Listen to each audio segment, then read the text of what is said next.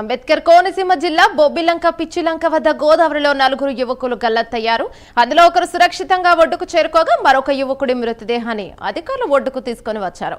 మరో 2 యువకుల కోసం అధికారులు ప్రత్యేక బృందాలతో గాలిస్తున్నారు. గల్లంతైన యువకులు జాంపేట గ్రామానికి చెందిన వారుగా అధికారులు గుర్తించారు.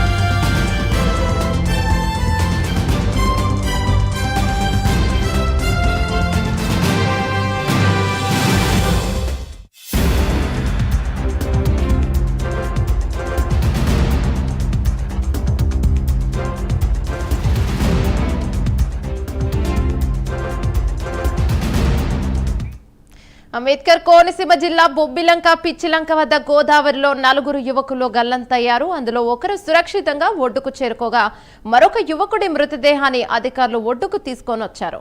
దీనిపై మరింత సమాచారం మా కరెస్పాండెంట్ శ్రీరామూర్తి అందిస్తారు. రైట్ శ్రీరామూర్తి, అసలు ఏం జరిగింది?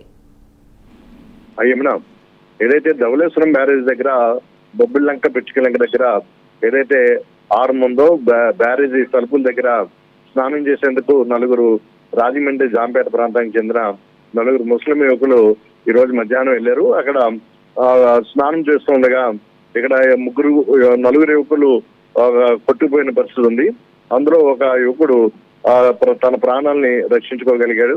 మిగిలిన 3 కూడా కొట్టుకుపోయిన పరిస్థితి ఉంది. అయితే వీరిలో షేక్ బిలాల్ 29 సంవత్సరాలు, అతను జాంపేటలో బిర్యానీ సెంటర్ నడుస్తూ ఉంటారు. ఆయన మృతదేహం లభ్యమైంది.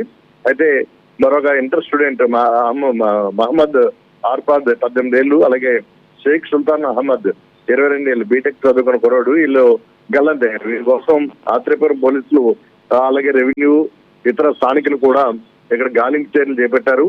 అయితే ఇప్పటి వరకు వారి ఆచూకీ లభ్యం కాలేదు. ఈ 2 కోసం కూడా గాలింపు చర్యలు కొనసాగుతున్నాయి. అంటే రోజు కూడా అనేక మంది యువకులు ఇక్కడ ధవళేశ్వరం మ్యారేజ్ దగ్గర ఈ వేసవి తాపం నేపథ్యంలో సరదాగా వెళ్లి స్నానాలు చేస్తూ ఉంటారు.